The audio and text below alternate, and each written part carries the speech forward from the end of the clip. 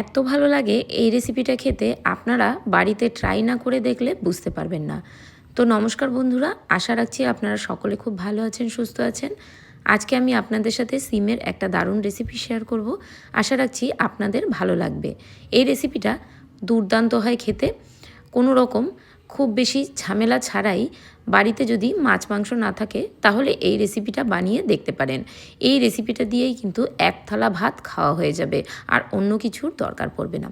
এই জন্য এখানে বেশ তাজা টাইপের সিম নিয়ে নিয়েছি, আর এই রেসিপিটা মেনলি একটু বেশি বীজ হয়ে যাওয়া সিম দিয়ে রান্না করলে বেশি ভালো লাগে। মানে সিমের যে বীজগুলি, এগুলি একদম মোটা মোটা সিমের বীজ থাকবে, তো সেই সিম দিয়েই এই রেসিপিটা করলে বেশি ভালো হয় খেতে। তো এখানে আমি খুব বেশি মোটা মোটা বীজওয়ালা সিম নিতে পারিনি, সবগুলোই প্রায় কচি। এখানে আমি সিমগুলিকে খুব ভালো করে আঁশ ছাড়িয়ে তারপরে এইভাবে টুকরো টুকরো করে কেটে নিয়েছি। আপনারা চাইলে আরও টুকরো টুকরো করে কেটে নিতে পারেন। এবার একটা মশলা বানিয়ে নেব। এই মশলাটার জন্যই কিন্তু এই রেসিপিটা দুর্দান্ত খেতে হয়। আপনারা বাড়িতে ট্রাই না করলে বুঝতে পারবেন না। তো এর জন্য এখানে হাফ চামচ পরিমাণ সর্ষে নিয়ে নিলাম, আর বেশ 5-6টা মতন রসুনের কোয়া নিয়ে নিয়েছি। এখানে আপনারা পরিমাণটা একটু বাড়িয়ে দিতে পারেন, একটু বেশি পরিমাণ দিলে জিনিসটার স্বাদ আরও বেশি ভালো আসবে। সর্ষেটা যাতে তেতো না লাগে এর জন্য একটা কাঁচা লঙ্কা, হলুদ আর সামান্য লবণ দিয়ে বেটে নেব। এই সর্ষে বাটার সময় এই 3টে উপকরণ দিলে সর্ষে বাটা কখনোই কিন্তু তেতো লাগবে না। আর এখানে আমি হলুদ সর্ষে নিয়ে নিয়েছি, আপনারা চাইলে কালো সর্ষে বাটা দিতে পারেন। তবে হলুদ সর্ষে বাটা দিয়ে এই রেসিপিটা করলে কোনো রকম অ্যাসিডিটি বা অম্বল হবে না। অনেকেই আছেন যাদের এই সর্ষে বাটাটা সহ্য হয় না, তো তারা এইভাবে ট্রাই করে দেখতে পারেন, কোনো রকম অ্যাসিডিটি হওয়ার চান্স থাকবে না। তো এই যে মশলাটা খুব ভালো করে মিহিন করে বেটে নেব। যদি মিহিন করে বেটে না নেওয়া হয় তবে কিন্তু খাবারটা তিতকুটে হয়ে যাবে, কারণ সর্ষেটা খুব ভালো করে বেটে না নিলে। তো এই যে বেটে নিয়েছি, দেখতেই পাচ্ছেন। আর আমার যেহেতু মশলার পরিমাণ খুবই কম নিয়েছি, তো সেই জন্য আমি শিলনোড়াতেই বেটে নিয়েছি। আর বিশেষ করে সর্ষে বাটাটা শিলনোড়াতে বাটলেই বেশি টেস্ট আসে। এবার একটা কড়াইতে অনেকটা পরিমাণ তেল দিয়ে দেবো। এই রেসিপিটাতে একটু তেলের ব্যবহার বেশি করলে রেসিপিটা খেতে টেস্টফুল বেশি হয়। তবে আপনারা যদি তেলটাকে অ্যাভয়েড করতে চান সেক্ষেত্রেও কিন্তু খুব একটা খারাপ লাগবে না। তেল কম দিলে যে এই রেসিপিটা ভালো লাগবে না তা কিন্তু নয়। তো এবারে এতে সামান্য পরিমাণ পেঁয়াজ কুচো দিয়ে দিচ্ছি।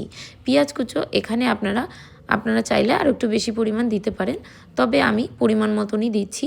রেসিপিটা যেভাবে আমি তৈরি করি তো সেইভাবেই আপনাদের সাথেও শেয়ার করছি।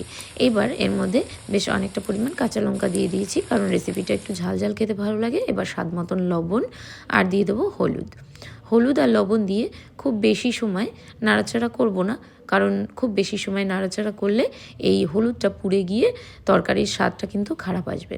এইবার দিয়ে দেবো সিমগুলিকে দিয়ে কিছুক্ষণের জন্য একটু নাড়াচাড়া করে নেব।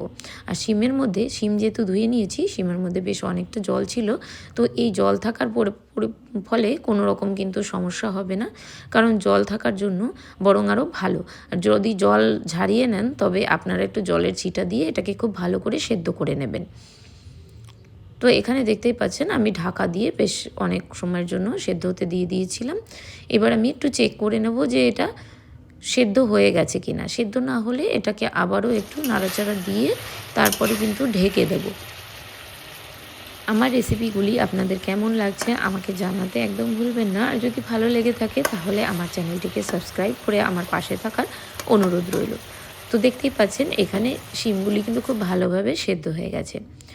এইবার 80% যখন শিমগুলি সেদ্ধ হয়ে যাবে তখনই কিন্তু এই সর্ষের রসুন বাটাটা আমি এর মধ্যে দিয়ে দিলাম, আর তার সাথে বাটি ধোয়া জলটাও দিয়ে দিলাম।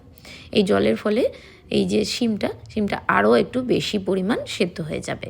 তো আপনারা চাইলে এই অবস্থাতেও নামিয়ে ভাতের সাথে পরিবেশন করতে পারেন। যেহেতু সর্ষে বাটা সেই জন্য একটু চিনি দিলে বেশ ভালো হয়। এবার অনেকটা পরিমাণ ধনেপাতা দিয়ে দিলাম। সর্ষে বাটার সাথে ধনেপাতাটা কিন্তু খুব ভালো যায়। এবার আবারও একটু নাড়াচাড়া করে আমি এটাকে একদম শুকনো শুকনো করে নেব। আপনারা চাইলে এইভাবেও তরকারির মতন খেতে পারেন। আবারও একটু ঢাকা দিয়ে দিলাম শিমটাকে খুব ভালোভাবে সেদ্ধ হওয়ার জন্য।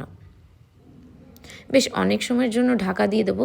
তারপরে এখানে বেশ 5 থেকে 10 মিনিট মতন ঢাকা দিয়ে রাখবো। তারপরে আবারও চেক করে নেব যে জলটা শুকিয়ে গিয়ে পুড়ে না যায়, মশলাটা পুড়ে না যায়। এই কারণেই কিন্তু বাটি ধোয়া জলটা দেওয়া। আর সর্ষে বাটা যদি খুব বেশি ভাজা ভাজা হয়ে যায় তাহলে কিন্তু তিতকুটে স্বাদ দেয়।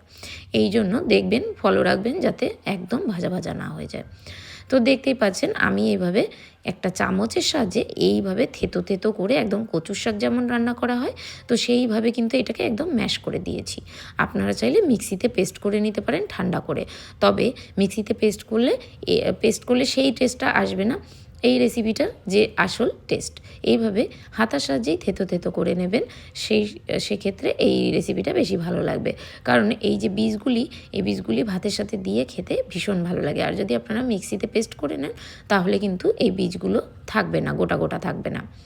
তো এইভাবে বেশ কিছুক্ষণ এইভাবে থেতো থেতো করে একটু বেশি সময়ের জন্য যতটা পারবেন, হাত ব্যথা যতক্ষণ না হবে ততক্ষণ কিন্তু এটাকে খুব ভালো করে থেতো থেতো করে একদম সব কিছুর সাথে একদম মিক্স করে নিতে হবে।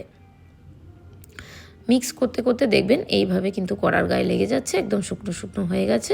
এই অবস্থাতে বুঝতে হবে এটা নামানোর প্রায় টাইম হয়ে গেছে। নামানোর আগে একটু কাঁচা সর্ষের তেল দিয়ে নামাতে পারেন। তো দেখতেই পাচ্ছেন এটা দেখতে যেমন লোভনীয় হয়েছে, খেতেও কিন্তু দুর্দান্ত লাগে। আপনারা বাড়িতে ট্রাই না করলে বুঝতে পারবেন না। তো এটাকে আরও একটু ভালোভাবে ম্যাশ করে নিয়ে তারপরে কিন্তু খাবার প্লেটে পরিবেশন, গরম গরম ভাতের সাথে পরিবেশন করলেই হবে। সকালবেলার গরম ভাতের সাথে বা দুপুরের গরম ভাতের সাথে, দুটোর সাথেই কিন্তু খুবই ভালো লাগবে এবং এই এক পদেই খাওয়া হয়ে যাবে। আপনার অন্য কোনো পদের দরকার পড়বে না। এই একটা খাবার দিয়েই পুরো ভাতটা খেয়ে নিতে পারবেন। মুখে যদি রুচি না থাকে বা মাছ মাংস খেতে খেতে মুখ একদম খারাপ হয়ে যায় তো এই রেসিপিটা ট্রাই করে দেখতে পারেন।